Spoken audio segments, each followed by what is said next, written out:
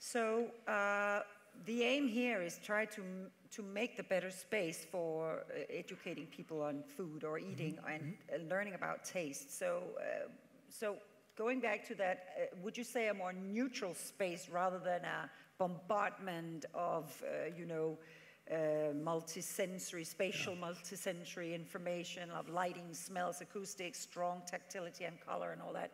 I mean, if you look at where we were yesterday, no offense to the organizers, but we have had 2 dinners, one in a horrible space, one in a space with a lot of aesthetically intent. The first space was a conference room with no daylight. It was oddly proportioned. You had a very long room, very tall room, and a very terrible lighting. It was like, poof, here's the conference, and there we were, just meeting and eating. So you can hit me later when I say this, but I'm sorry about that. But the funny thing is that talking about how the space works with you, then yesterday we went into this space where clearly somebody had a strong intention of bombarding and you know, giving our senses the right journey to the meal, through the meal, and together. So it was beautifully proportioned room. The only problem was that, like in every restaurant, I'm sorry to say, no acoustics. It's a huge problem. Yeah. And I get so angry sometimes. I go up to the owner and say, do you need a good architect? Because I think you do. You need to put some acoustics in this ceiling. I have great ideas. I can do it really cheap, and it's really going to help your clients coming back. You know, I'm just saying, because this is ridiculous. We can't eat. And my voice is like that the next morning because I have to scream to get in touch with my... This is a very common mistake and a very simple thing to adjust. But all these... I mean, you can have the bombardment of the senses, like the space we saw yesterday, or you can have the lack of love, which we saw the day before yesterday. Though there's a temporal, we've been talking about architecture as space, but it's also about time, because as you experience a house or a museum, things are happening over time, and as you experience a meal, as we did yesterday, for example, there were periods where someone was talking to you. There was periods when there was no food and no one talking to you, where you were conversing or trying to with the music and noise. And then there were periods of eating. So that's true that's partly architecture, because when you go through a building, for example, you go to a building. Now you enter the lobby. That's your first, well, the first experience is the outside of the building. Then you go to the lobby, and then you go someplace in the building. Usually the place in the building is often going to be the highlight, and then you come out through the lobby. Well, a meal has a structure, the French meal with an appetizer, a main course, and a dessert. So you have expectations about that. And one of the interesting things about that is that most people say, and we've done this in France and the United States, that the main course is their favorite course. But what's interesting about that is that the psychology that we know suggests that for remembered pleasure, which Charles talked about yesterday, for remembering an event, the ending of the event is critical. Most important thing. And it turns out that the dessert is not the favorite course for most people. So you might think that you might want to put the best thing at the end, not necessarily what the French have decided for most of us in the West is going to be at the end. And there are cases where, just as in going through a building, you might want to worry about what you're going to see first, what you're going to see second. Typically in a building, the high point is not at the end, because you can end out at the lobby. Again, unless the lobby is the best room, of course. Look at the opera in Paris. Yeah. The room itself is...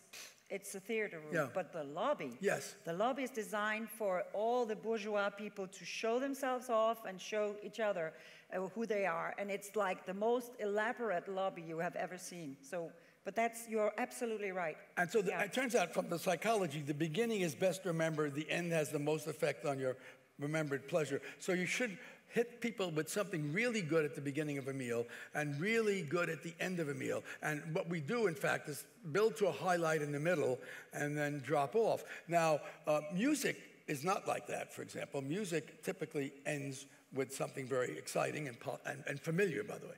Music returns to the original as the lobby. You go into the lobby, you go loop. someplace, and you end back up at the lobby. Well, that's true in music because you have a recapitulation in music, so you end with something familiar. But in a meal, there's no relation between the ending and the beginning.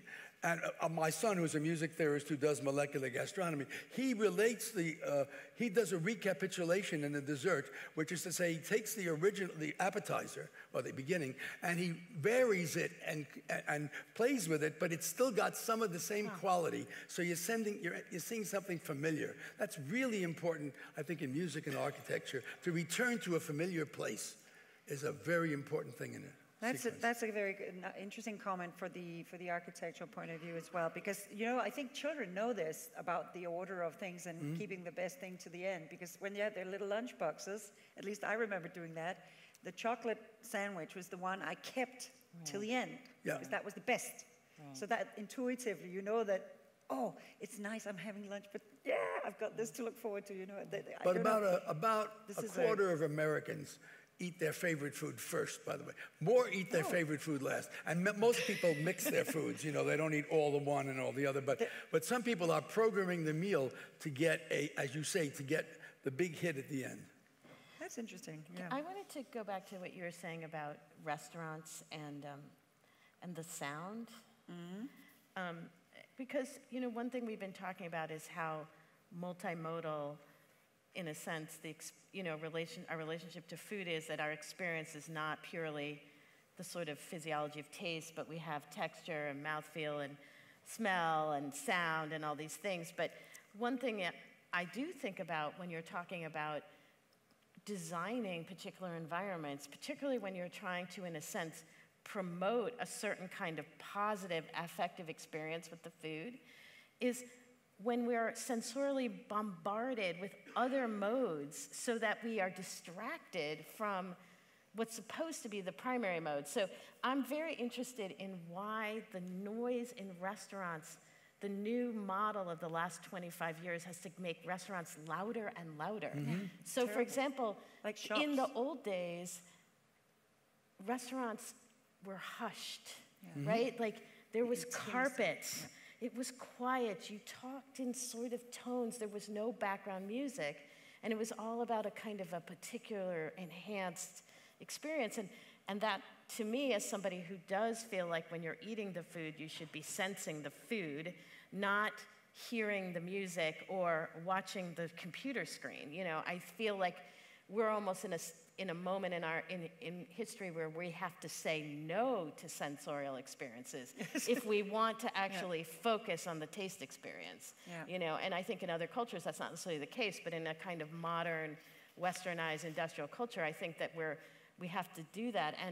And I had a precipitous issue with hearing, and I have no hearing in one ear. And so, for example, I have a lot of trouble, like last night, those experiences for me are now very difficult experiences. I can't have that experience for too long because the sound issue becomes the primary experience I'm having, and the eating experience becomes secondary to my negotiating the sound.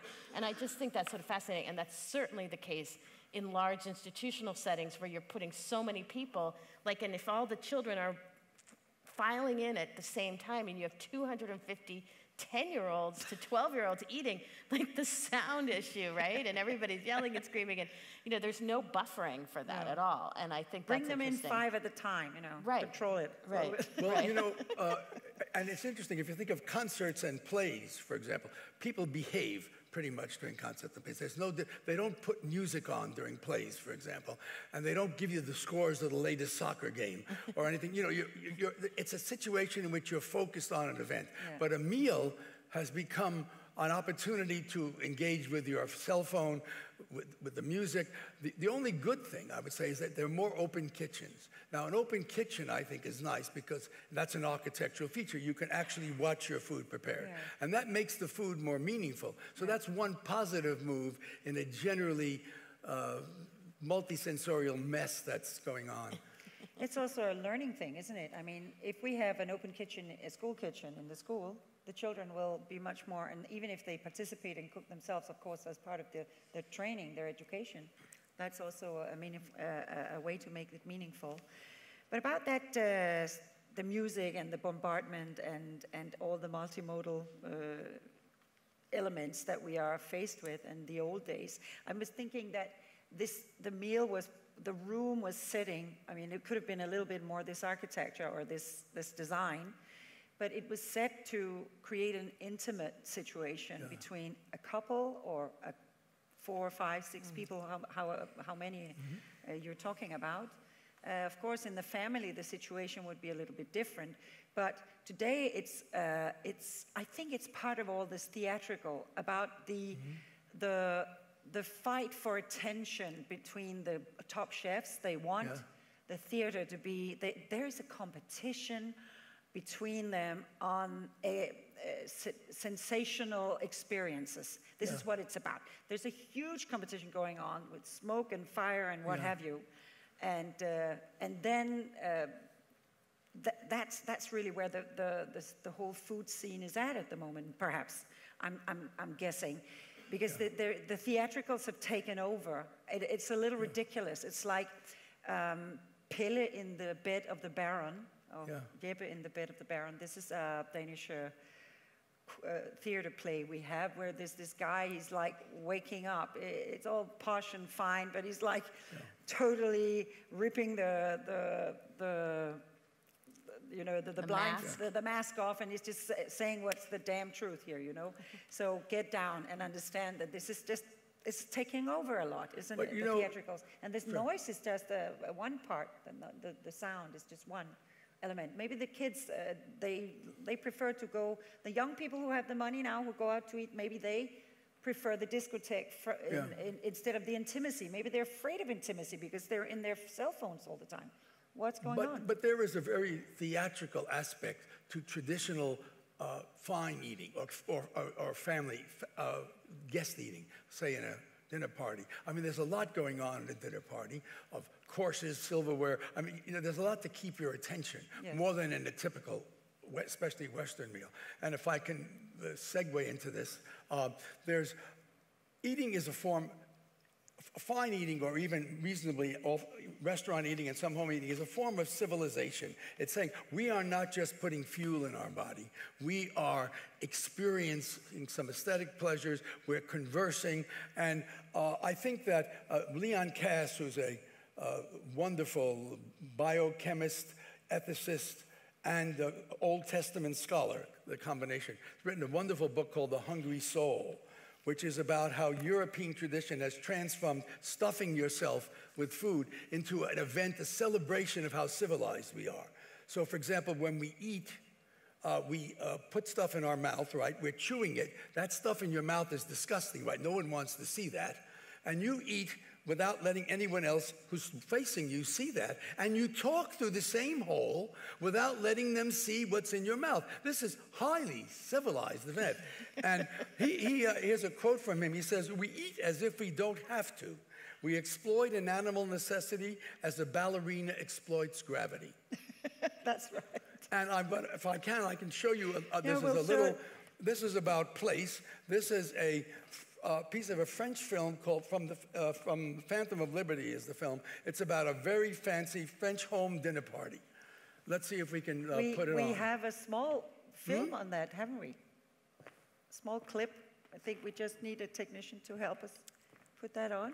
And it's about the fact that food is the only biological necessity which we have elaborated into such an expression of the fact that we are civilized. We are not eating like our dog eats. Little movie. You should press the, Paul, you need to. Do I have to do this? Just click. Oh, sorry. Vous connaissez Madame Calmette, hein? Bonjour, Madame. Bonjour. Bonjour, enchanté. Bonjour. Si vous voulez me suivre, par ici. Voyons, Madame Calmette, vous vous mettez là. Elisabeth, là. Vous, professeur, à ma droite. Charles, c'est ça, tu te mets entre Madame Calmette et Elisabeth. Hein? Et toi, Sophie, viens, mon trésor, viens, ma petite cousinette, viens. Viens, là, à ma gauche, viens. Mais asseyez-vous, je vous en prie.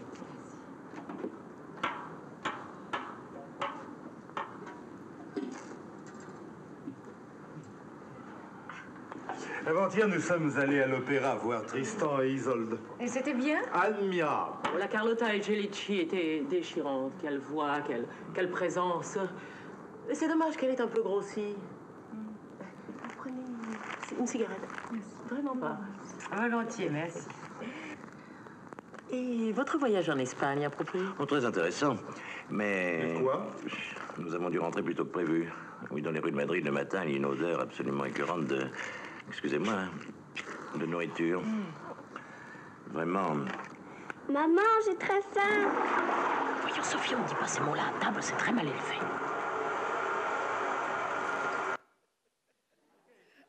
I'm sparing you 4 minutes now. He now goes to the bathroom. And in the bathroom, he eats a full meal that comes up in a little, machine. And he eats, and he's eating lamb, and he's drinking wine. And then somebody knocks on the door, and he says, "Sorry, occupied." So, and this has never happened in any culture. The form of that dinner is eating. It's not going to the bathroom. Everyone goes to the bathroom in pretty much the same way. And in most cultures, there's some celebratory social interaction. So this sort of highlights, it seems to me, how absurd that is. That was one fine example. There's a place to eat and a place to poop. Yes. And that's architecturally. Don't confuse them. Yeah. I mean, if in doubt, you know Yes. what to do.